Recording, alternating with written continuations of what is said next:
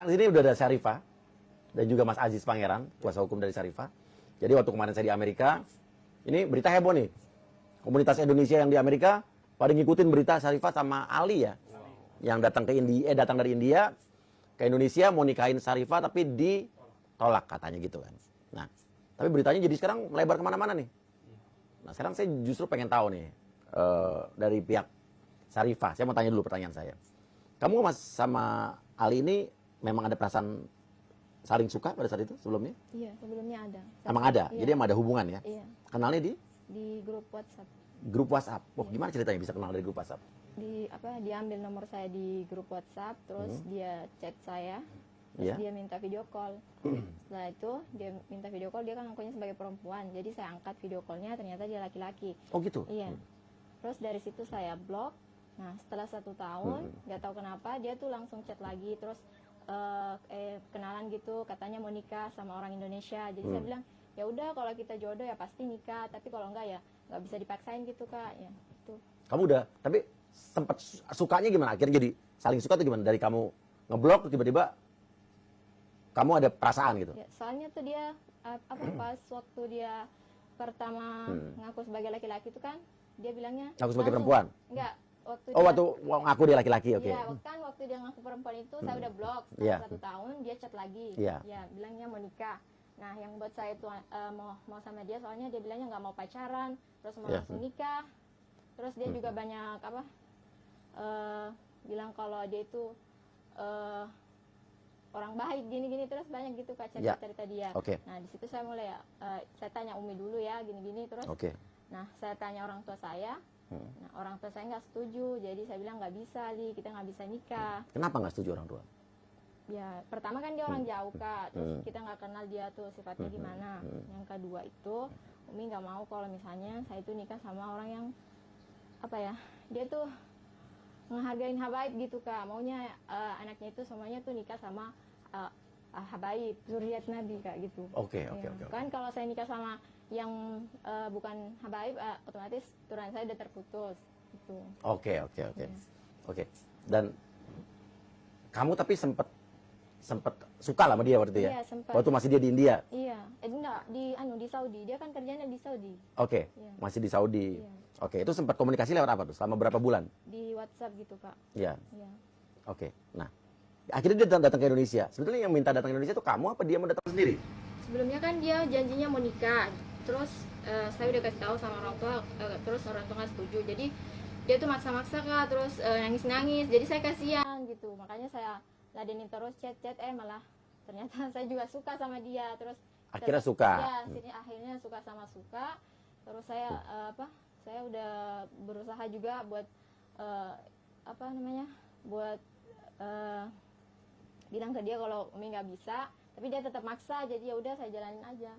Oke, jadi kamu udah bilang ke dia nggak bisa nikah, tapi kamu tetap berhubungan sama dia nih ya? Ya, soalnya Jarak jauh tapi ya? iya. Oke.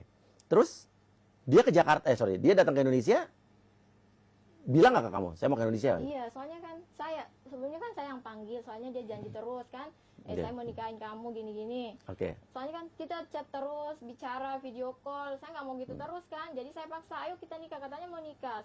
Kalau saya blok dia ngirim pesan gitu kak, ngiris-ngiris tangan, jadi ya udah. Tunggu, ngiris-ngiris tangan maksudnya apa nih? Ngancam gitu kak, kalau misalnya ngancam. kalau misalnya saya nggak buka blokirnya, dia mau bunuh diri katanya. Oke, ngomong langsung apa di WhatsApp? Di WhatsApp. Ada buktinya? Ada, tapi saya udah hapus, tapi katanya dia kan di ponselnya tuh bisa ulang bisa dikembalikan sama chat-chat yang udah terhapus. Oke. Ada di situ di HP-nya. Tapi apa? Oke. Saya kan waktu kemarin lagi masih di Amerika, jadi saya nggak ngikutin terlalu detail awalnya. Dia datang ke rumah kamu setelah berapa lama di Indonesia? Langsung. Langsung. Oh tadi kan kamu sempat ada yang terpotong. Kamu bilang tadi kata kamu sempat mau jemput dia di bandara. Kenapa tadi? Ya saya mau jemput dia di bandara, terus saya lihat chat ini semua. Jadi saya pikir ya paman saya aja yang jemput. Paman? Iya, selesain aja semua di situ, kasih uangnya. Saya nggak mau nikah sama dia. Kasih Oke. uangnya yang pernah saya ambil. Bahkan saya bilang sama paman saya, tolong uangnya kalau bisa dikasih 2 kali lipat. Tapi pas di bandara, kata paman saya nggak bisa nemuin dia di bandara. Iya. Oke. Kamu sempat dikasih uang sama dia? Iya. Berapa? Totalnya itu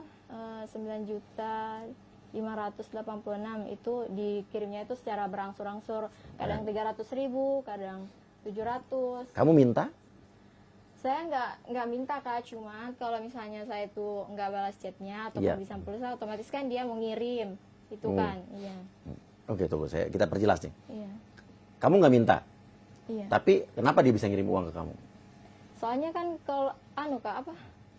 Kalau saya nggak balas chatnya saya bilang saya nggak punya pulsa gini-gini, terus dia ngirim. Kamu ngasih nomor rekening kamu? Iya, Oke. Dan akhirnya total 9 juta sekian. iya. Nah, kenapa pada saat itu kamu ingin mengembalikan tuh kenapa? Ya itu Kak, soalnya saya udah nggak mau sama dia, saya udah tahu sifat aslinya. Oke. Kalau saya sih tanya sekali lagi, yang membuat kamu tiba-tiba nggak jadi nikah nih walaupun dia datang ke Indonesia adalah Salah satunya ini yang Chat ini? ya, Oke. yang kedua saya udah berusaha buat nepatin janji saya Kak, saya ke bandara mau nemuin dia, soalnya dia bilang gini, kamu kabur hari ini pagi ini, terus malamnya kita ketemu di bandara, saya udah beli tiket. Ya saya kan percaya aja gitu Kak. Iya. Nah, saya langsung pergi, saya naik mobil 5 jam di sana, sampai di Makassar. Terus Oh, ternyata perjalanan dia- 5 jam? Iya, saya sendiri. Saya di sana itu sampainya tengah malam Kak. Oke, Saya terus? sampainya tengah malam, terus ternyata dia nggak datang. Oh, dia tidak datang? Iya. Oke, terus? Terus waktu itu ya orang tua saya kan berusaha nyari gitu Kak. Ya. Jadi Kamu waktu- hilang dari rumah iya. nih. Nah, uang saya juga udah habis waktu itu, udah nyewa hotel tapi dianya belum datang, terus uang saya udah habis ya. Saya ke masjid gitu. Saya ke masjid di situ. Nah, terus disitulah supir yang bawa saya itu nemuin saya di sana. Iya. Dan kamu pulang ke rumah? Iya, saya pulang. Terus akhirnya dia kenapa bilang mau datang tapi nggak datang pada saat itu?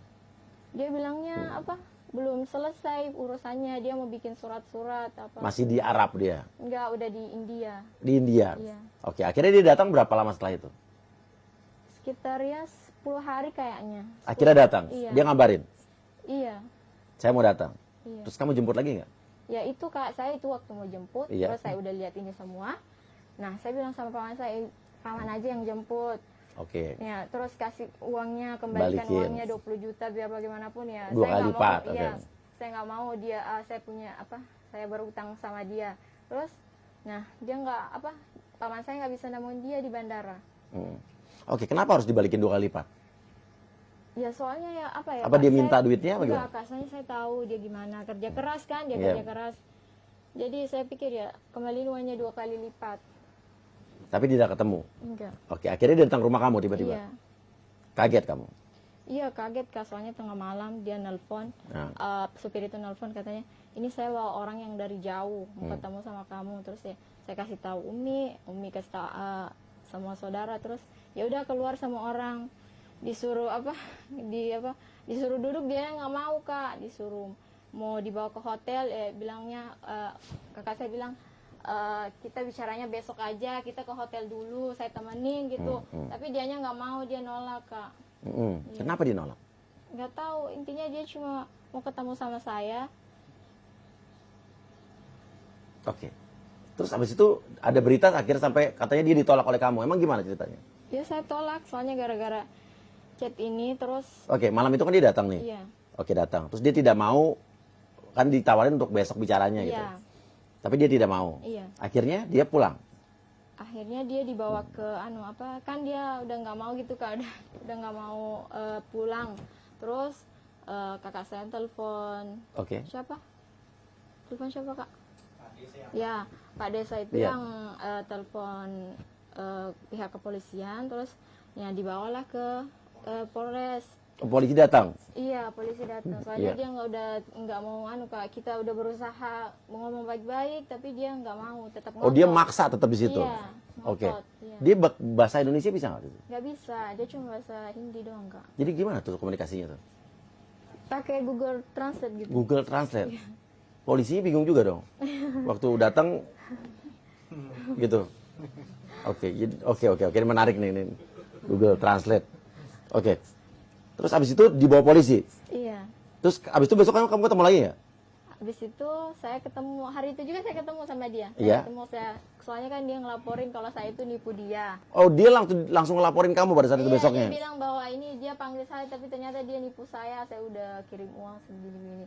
Nah, saya datang di situ, saya jelasin semuanya ke pihak kepolisian. Iya, saya jelasin semuanya. Terus ya udah, saya disuruh pulang. Terus alinya polisi bilang kalau Ali ini masih ngotot, dia terpaksa di sel dulu, soalnya dia ngotot kan.